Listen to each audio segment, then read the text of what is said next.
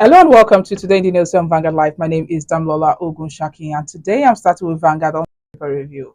Vanguard is leading with Mokwa flood victims lament poor food, camp conditions. You can see that story on page 5 of Vanguard newspaper. On page 20, Zenith Bank clinches Best Bank in Nigeria award. ACO gets NCAA drone pilot training certificate. Orlando secures $375 million facilities to power upstream growth. You can see that on page 19 of Vanguard newspaper. Away from that, we'll move to the Guardian. Guardian leading story says foreign aid withdrawal. Donor fatigue eats 331 PHCs, over 400 staff footnote in jail straits. You can see that story on page 6, and there are some figures here showing further about the story. And on page 2, Panorama, NMDPRA awards gas trading, clearing, and settlement licenses to JEX Market. Orlando records a 220 billion naira profit in 2024. Revenue is 4.1 trillion naira. Business page 22 as the story, and a news page 6. Defection rumors swell as Adeleke Fubara meet Tinubu in Lagos. Directly below the banner, Natasha court summons Akpabio for defamation. You can see that on news page 5. Mother, sons, others are arraigned for allegedly assaulting vice principal in Ondo. Gates deploys Nigeria's head budget as too poor. You can see that on page 3 of the Guardian newspaper. And now the Punch leading story says VIPs lobby Presidency as federal government grounds 60 private jets. Customs seal of aircraft hangars at Lagos, Abuja Airport over import duty default. You can see that on page 2. Lastly, on the Punch newspaper, Salah, Mokwa Bridge collapse, fuels pepper price surge. RAM price saw 55% as inflation bite other. Lagos Ibadan highway gridlock traps thousands. You can see that on pages 2, 4, and 5 of the Punch newspaper. And lastly, the Nation leading story says that Tinubu vows to rebuild, restore flood eat Mokwa. South should rally around Akpabio, says Omokri. Orlando deepens upstream investment with $375 million deal. PDP, our focus is unity of members, not coalition. You can see that on news page 2. And lastly, on the Nation newspaper, while I visited President by Bakari, I desire a great nation. You can see that on news page 2 of the Nation newspaper. And that's all we have on the front pages of the dailies. Join us after the break for a brief analysis of some of the stories. Welcome back. If you're just joining me, this is Today in the News on Vanguard Live. My name is Damlola Ogunshaki. Joining me to analyze some of the stories on the front pages this morning is Mr. Oludari Mayowa, publisher of the Financial Digest. Good morning, Mr. Mayowa. Good morning, Damlola. Thanks for having me today. Yes, thank you for joining us. Now, days after floods devastated several communities in Mokwa local government area of Niger State, victims at makeshift camps have continued to voice deep frustration over handlings of relief aid for this. And if you can recall that a flood caused by torrential rains last Thursday led to the death of over 200 persons, with more still missing, while properties worth millions of naira were also destroyed, and over 1,000 people, including women and children, now live in temporary internally displaced persons IDPs camps. But what do you think about this? The fact that they are complaining, despite the fact that President Bola Ahmed Tinubu ordered the release of 2 billion naira and 20 trucks of assorted foodstuffs. Okay, unfortunately, in Nigeria, I could recall when I was in Daily Times, that's about maybe late 90s. I only report about what happened in Kenya. There was a bomb in the US Embassy that housed a banking operation. And within few hours, they're able to recover some of those their data, because they have data center far away from the place, and able to attend to their customers. I know that Nigerian don't have a policy, especially for disaster management. In case of disaster, what are their response time? What project what they will put in place to respond to this issue? We don't have it there. I'm talking about 90s now. Now we're in 2025. We have the flood situation, who are displayed.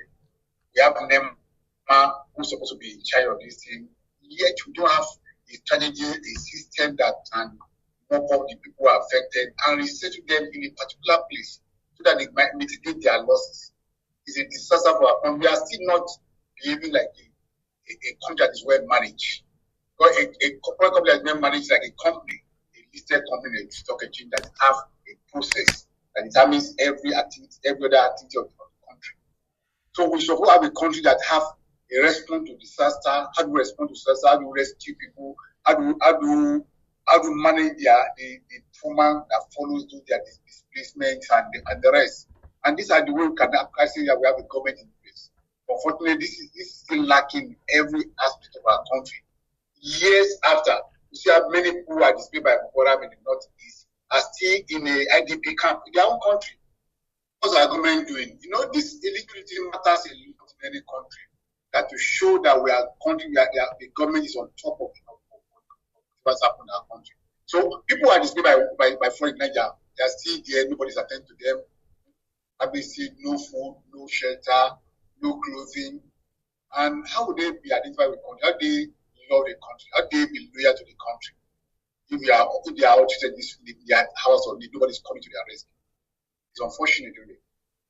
Yes, many of these people, they lamented that, although they were photographed with food items by authorities and relief personnel, they were not given the supplies.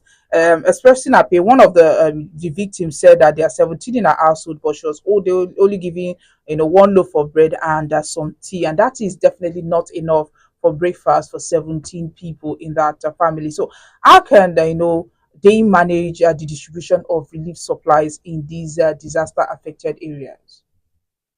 It's a failure of management. You can manage a cup of tea and one loaf of bread to family of 17. It's hard nonsense, really. People are already distressed. They're already distrusted because of what happened to them. It's not their own creation. It's not by their own experience. We know what happened. We have seen what happened in other clients, how they respond to disaster like that. And our government is going to kiss him, give a loaf of bread. And probably that will be the one that have access to for the whole day. I think we need to put this structure and partnership with the private sector to respond to such things. We are all human beings, and if you identify people in the time of their need, they'll be loyal to the government, they'll be loyal to the country, and they'll be proud of the country they belong to. Why are many people living in this country today and they're back to other countries? Because the system has failed us. And they are looking for a place, even though it's very tough out there, they are looking for a place that they can be responsive, they can live with their two eyes closed, they can be sure of some people, the government taking care of their interests as soon as they are paid their tax. And until we have that government, we see a failure of government regardless of the importance of the present government. Government need to do more. They need to do more to respond to disaster, to identify, to empathize with people, to identify with their needs, basic needs in time of disaster. That's what we are advocating. But right now, there's a lot of things that these people in the IDP camps are complaining about, including no toilet facilities, very poor one, and even in terms of getting food and others. But how can the government and humanitarian agencies collaborate to establish, standardized protocols for setting up and managing emergency shelters? No, there are ways they do in other clients. For example, there are collaboration with private sector and public sector in hand such things. But what disrupt our own situation is corruption. It's corruption. And the officials, for example, they send bags of rice to IDP. So officials will have the consignment and take up to their family to sell in the market and ratio the left behind. There should be a proper monitoring of distribution of disaster materials. There should be you can use technology to do this particular place recently. I found out that their payment process was so slow, even though they have computerized the system. But payment for services rendered remains slow. People have to queue for hours to make payment for the service. And all these things we have a payment app for you, download it or probably and have access to it and pay and submit your payment slip to a particular board where they will collect it. So they won't need to keep long time on the queue.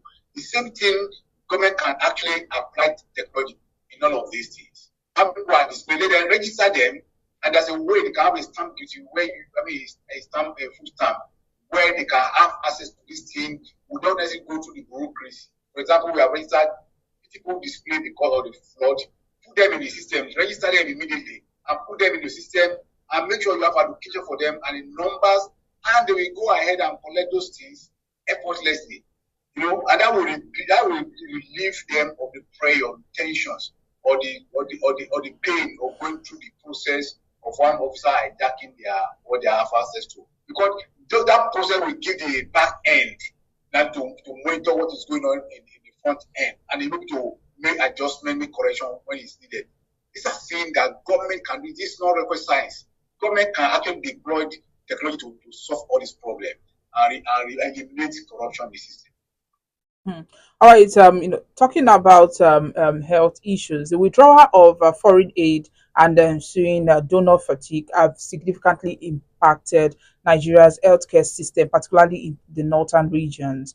This has led to the closure of 331 primary healthcare centers, that's PHCs, suspension of 55 mobile health teams, and the loss of over 400 staff positions, especially in the north. Now, how can the government ensure continuity of critical health programs such as HIV/AIDS treatment and maternal funding services in the absence of foreign funding? It's not easy to translate from free lunch to where you have to go and buy your food. Yeah. Over the years, Nigeria depend on free lunch. They have been fulfilling us, US, ECID, and fulfilling Nigeria over the years. Suddenly, just Trump in jack up the filibert from their mouth. It's going to be a tough time for government to respond to that. And don't forget that the funding, we have a tight budget. The funding for these facilities are huge coming out of abroad. Now, taking that thing away from that will cause us a major setback that will take years for us to recover.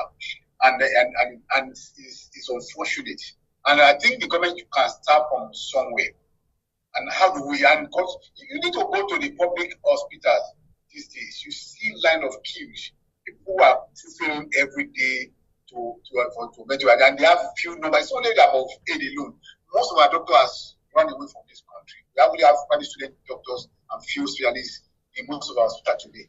So government, there has to be a holistic overhaul reform in the health system, whereby we are responding to this issue methodically, so that we can mitigate the impact of those aid withdrawal from the system. Here we don't have enough budget for this thing, but the little budget we have, we can spend them judiciously to address some of those issues, especially at the primary health system. These are the very close to the grassroots. Those are the ones that tend to those minor ailments, like headache, malaria, and all of those things. Those are the sector they are dead with. Many people are going to that place every day. So government need to really re-engineer their system and ensure that gradually we build up back our indigenous system that will attend to this need in Nigeria. So, what alternative funding mechanism can Nigeria explore to finance, its healthcare system?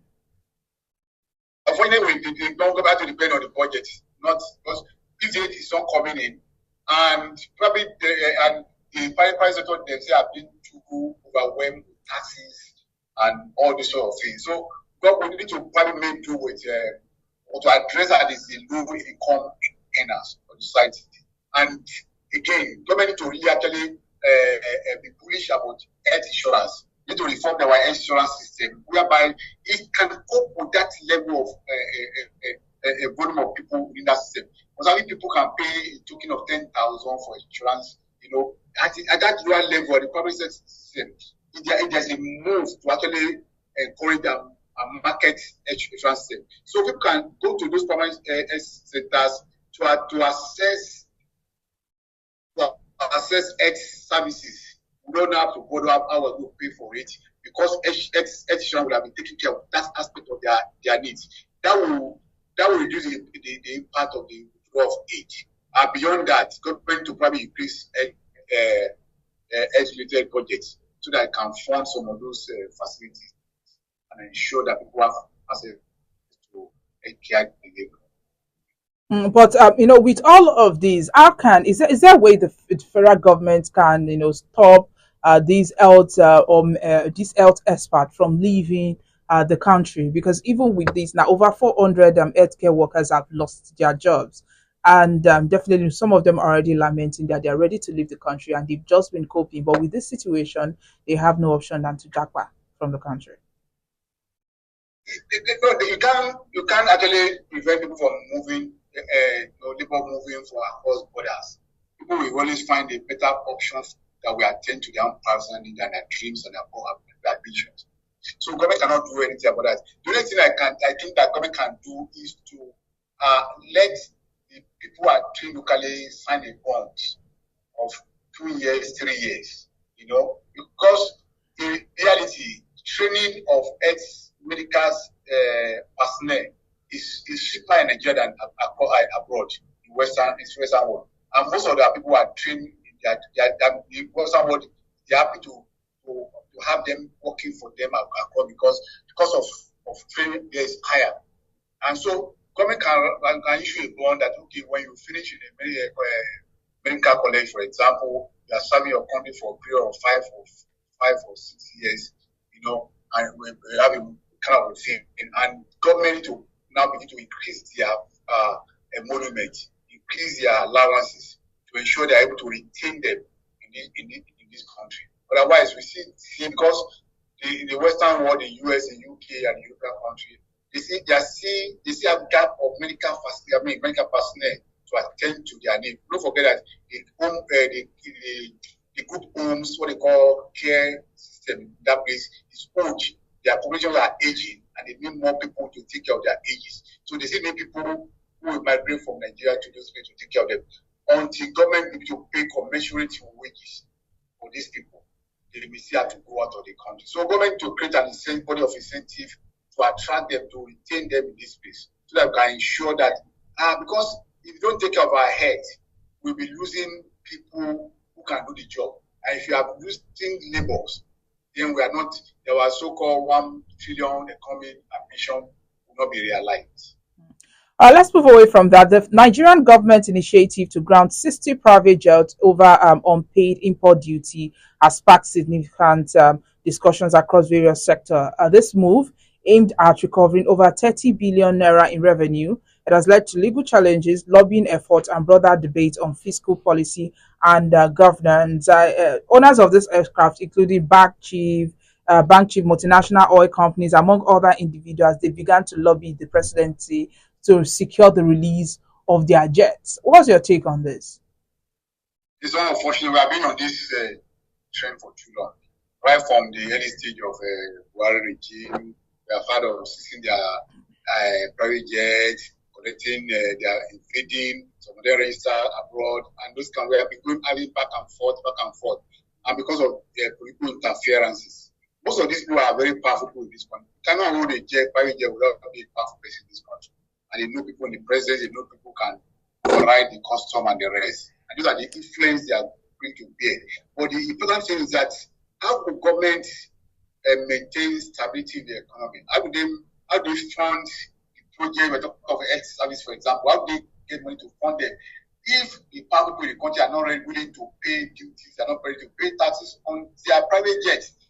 So what it means is that the government are boarding the low income earner and the middle class. So you don't have the middle class any longer on boarding, why they now leave those parish, to keep exploiting the system.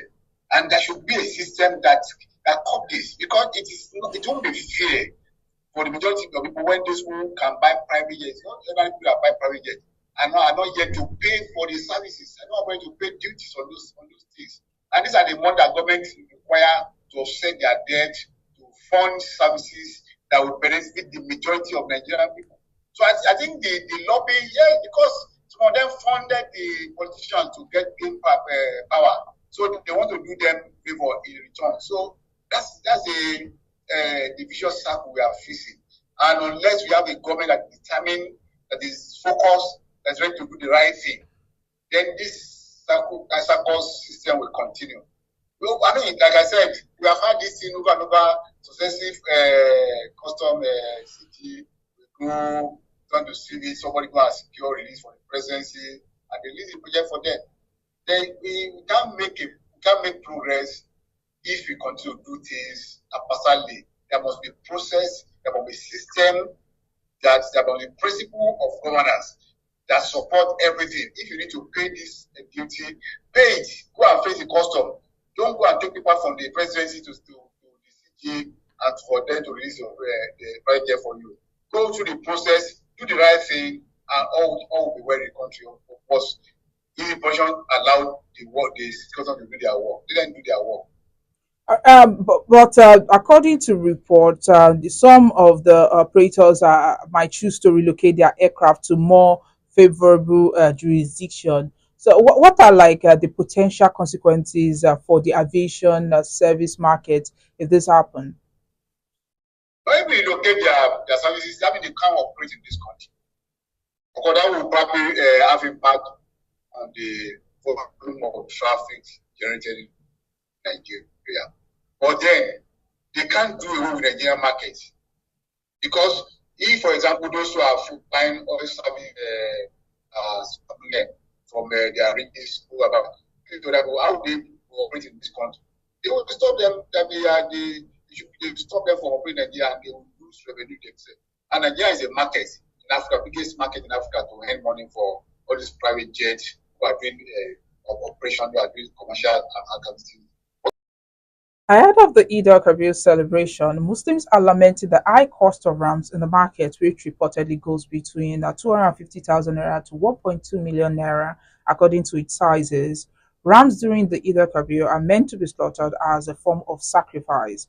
The federal government has declared Friday, June 6th and Monday, 9th June, respectively, as public holiday in commemoration with the celebration, which comes on Friday, when Muslims who have the means are expected to slaughter their rams as a form of sacrifice.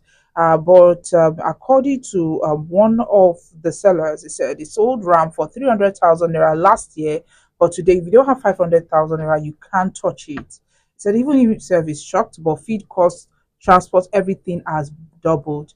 Now, according to a report by Smartpreneur, prices comparison from 2024 to 2025 reveal alarming inflation. Large rams, which cost between 180,000 naira and 350,000 naira in 2024, are now priced at over 1 million naira in 2025, an increase of at least 185%, and in some cases, up to 455%. Medium-sized rams, previously sold for 180,000 naira to 400,000 naira, now range from 600,000 naira to 800,000 naira, marking 100% to 333% rise. Small rams, once the most affordable at 100,000 naira to 190,000 naira, are now selling for between 200,000 naira and 500,000 naira, a 100% to 400% increase. In short, whatever one paid for a ram last year, expect it to double, triple, or even more this year. And many households are considering traditional celebrations. Ram or rent, I can't afford both, lamented one a father of four from Agege. And experts attribute the soaring price to a combination of economic and security challenges. Nigeria's inflation rate stood at 23.71% as of April 2025, according to the Nigerian Bureau of Statistics. Rising fuel prices have increased transport costs, pushing up livestock prices. Banditry and farmer-elder conflicts have disrupted supply chains across the north. Traders at Kara Market report that a new wave of middlemen are exacerbating the crisis by ordering rams in urban pens to inflate prices. The new players keep animals in warehouse and wait until the last minute to sell. That's what a long-time seller said. Now, faced with these pressures, many Nigerians are scaling back their festivities. One person said he used to slaughter two rams and cook for the whole street, but this year it's boiled yam and stew. In response to skyrocketing prices, many Muslims are adopting alternative ways to observe Eid In response to skyrocketing prices, many Muslims are adopting alternative ways to observe Eid al-Adha. Group sacrifices, where several families pool resources to buy and share a cow, have become popular, significantly reducing individual costs. Some communities pool funds months in advance to purchase livestock in bulk before price rises, in helping to mitigate inflation. Now, despite high prices, many traders report declining sales. Someone said he has only sold 5 ram this week. By now, it should be on his third truck. Customers are frustrated, but also the sellers are also suffering because of this high inflation rate and the fact that ram has also gone up. And they are not only complaining about ram, also tomatoes, pepper, and all that foodstuffs, things you need to use to cook the ram have also gone high. And some of them are also attributing it to the Mokwa flood that happened in the north that has affected and displaced a lot of people. And so it seems that some people might not be able to reach RAM this year. You might have to, just stay in your house instead of, keep asking people, please, where's my own RAM? Where's my own RAM? You might have to just, stay on your own and, let's all manage because that's what, the whole economic situation in Nigeria is saying now. Well, this is where we have to draw the curtain today. My name is Damlola Ogunshakin. Do want to like and follow us on all our social media platforms showing on your screen. You can also visit our website